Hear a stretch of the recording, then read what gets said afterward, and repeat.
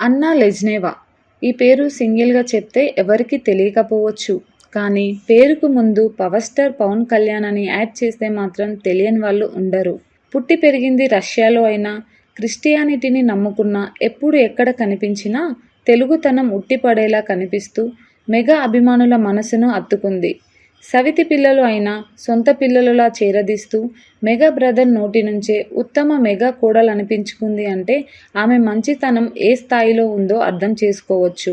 రాముడికి సీతల పవన్ కళ్యాణ్కి తోడు ఉంటూ కుటుంబ బాధ్యతను భుజాన వేసుకొని పవన్ కళ్యాణ్కి అండగా ఉంది.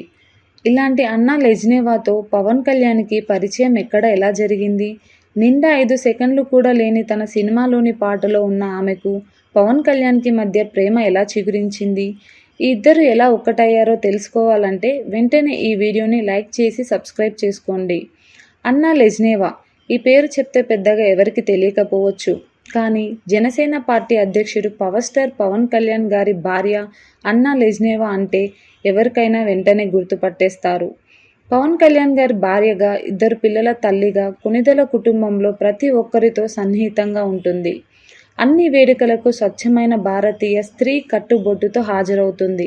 సాంప్రదాయకమైన క్రైస్తవుల కంటే ఎక్కువ మంది క్రైస్తవులు హిందూ సాంప్రదాయాలను తెలుసుకొని బయట తక్కువగా కనిపిస్తూ ఎప్పుడు ఎక్కడ మీడియా ఛానల్లో కూడా మాట్లాడకుండా అత్యంత లో ప్రొఫైల్లో ఉంటూ అన్నా లెజ్నేవా బంగారం అంటూ మెగా కుటుంబ సభ్యుల ప్రశంసలను అందుకుంటూ అన్నా లెజ్నేవా మరోసారి వార్తల్లో నిలిచారు. ఆంధ్రప్రదేశ్లో కూటమి విజయంతో జనసేన పార్టీ 21కి 21 సీట్లు సాధించి సంచలనం సృష్టించిన నేపథ్యంలో అన్నా లెజ్నేవా మరోసారి వార్తల్లో నిలిచారు.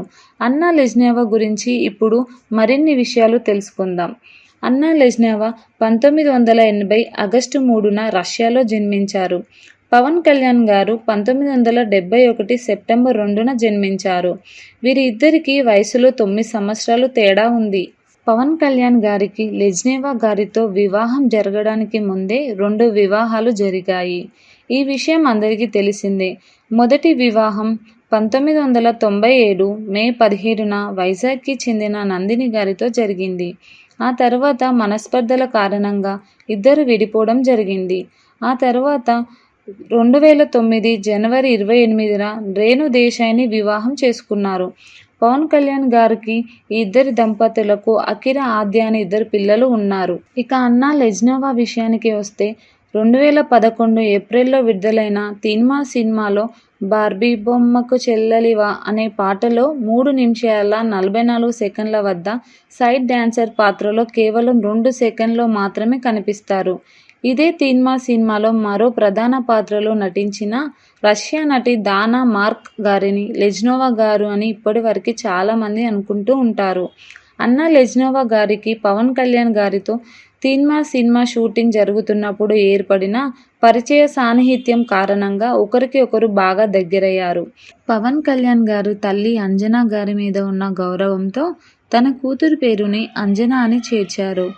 ఆ తర్వాత కూతురు పొలినా అంజనా పవనోవా 6 నెలలకి అంటే 2013 సెప్టెంబర్ 30న హైదరాబాద్లో ఎర్రగడ్డలో ఉన్న రిజిస్టర్ ఆఫీస్లో అన్నా లెజ్నేవా గారిని రిజిస్టర్ మ్యారేజ్ చేసుకున్నారు.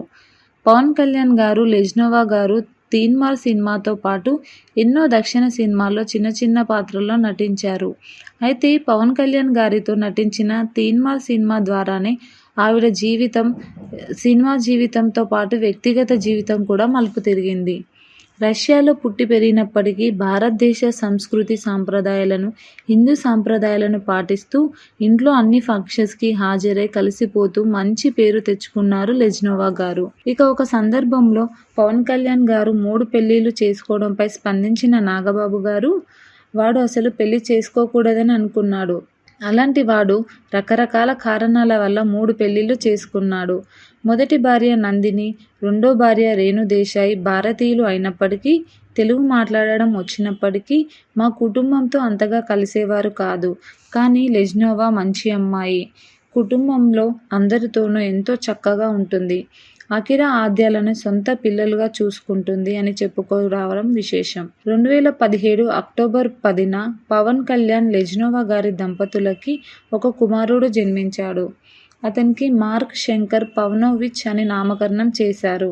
చిరంజీవి గారు అసలు పేరు శివశంకర్ వరప్రసాద్లో శంకర్ అనే పేరుని తన కుమారుడికి పెట్టుకుని అన్నయ్య మీద ఉన్న ప్రేమని చాటుకున్నాడు.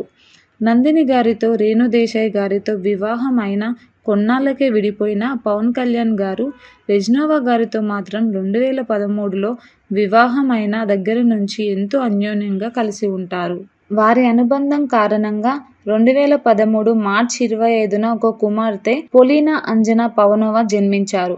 రేణు దేశాయ్ గారికి పుట్టిన పిల్లలని, అకిరా ఆద్యాలని ఎప్పుడు చూడాలి అనిపిస్తే పూణె వెళ్ళి చూసి వస్తారు పవన్ కళ్యాణ్ గారు. లేదంటే వాళ్ళని హైదరాబాద్ రమ్మంటారు.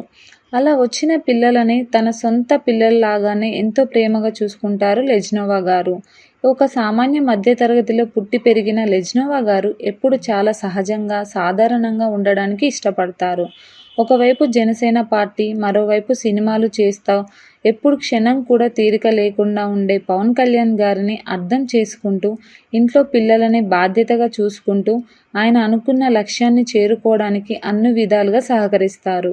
తన భర్త పవన్ కళ్యాణ్ గారు హిందూ అయినప్పటికీ తమ పిల్లల విషయంలో మాత్రం బాప్టిజం తీసుకోవడమే కాకుండా రష్యన్ క్రిస్టియన్ పేర్లను పెట్టారు. అంతేకాకుండా పవన్ కళ్యాణ్ గారి ఇంట్లో ఉండే సాంప్రదాయాలను రెజ్నోవా గౌరవిస్తే, రెజ్నోవా గారికి ఇష్టమైన క్రిస్టియానిటీని గౌరవించే పవన్ కళ్యాణ్ రెజ్నోవా గారితో కలిసి 2018లో కర్ణాటకలో ఉన్న చర్చ్లో పోలాండ్కి చెందిన క్రిస్టియన్ మత నాయకుడిని కలవడం అప్పట్లో వార్తల్లో నిలిచింది. కుటుంబ బాధ్యతలు, ఆర్థిక పరిస్థితి కారణంగా రెజ్నోవా హైస్కూల్ విద్యతో చదువు ఆపేసి మోడలింగ్ రంగంలో అడుగుపెట్టి అవకాశాలను చేజిక్కించుకునే సినిమాల్లో చిన్న చిన్న పాత్రల్లో చేసే స్థాయి నుంచి పవర్ స్టార్ భార్యగా గుర్తింపు తెచ్చుకున్న క్రమంలో ఆవిడను ఎంతో ప్రత్యేకంగా నిలిపింది ఆవిడ వ్యక్తిత్వం మాత్రమే. ఎన్నో సోషల్ మీడియా అకౌంట్స్ మెయింటైన్ చేస్తున్న పరిస్థితుల్లో కూడా సోషల్ మీడియాకి దూరంగా ఉంటూ కుటుంబంకి అండగా ఉంటున్నారు రెజ్నోవా గారు. పవన్ కళ్యాణ్ గారితో ఆవేశం కూడిన మంచితనం అందరికీ తెలిసిందే. అయితే రెజ్నోవా గారితో మాత్రం కేవలం మంచితనంతో కూడిన మంచితనమే కనిపిస్తుంది. తన భర్త, పిల్లలు తప్ప వేరే ప్రపంచం లేదు అనేలా ఉంటుంది రెజ్నోవా గారి నడవడిక. తాజాగా 2024 ఆంధ్రప్రదేశ్ రాష్ట్రానికి చెందిన సార్వత్రిక ఎన్నికల్లో పవన్ కళ్యాణ్ గారు 21 స్థానాలకి 21 స్థానాలను గెలుపు పొంది భారీ విజయాన్ని సాధించిన నేపథ్యంలో ఆయన భార్య అన్న రెజ్నోవా పవన్ కళ్యాణ్ నుదుటిన తిలకం దిద్ది హారతి ఇచ్చిన దృశ్యాలు ఇంటర్నెట్లో తెగ వైరల్ అయ్యాయి. ఏది ఏమైనా రెజ్నోవా పవన్ కళ్యాణ్ గారు కలకాలం కలిసి ఉండాలని కోరుకుందాం.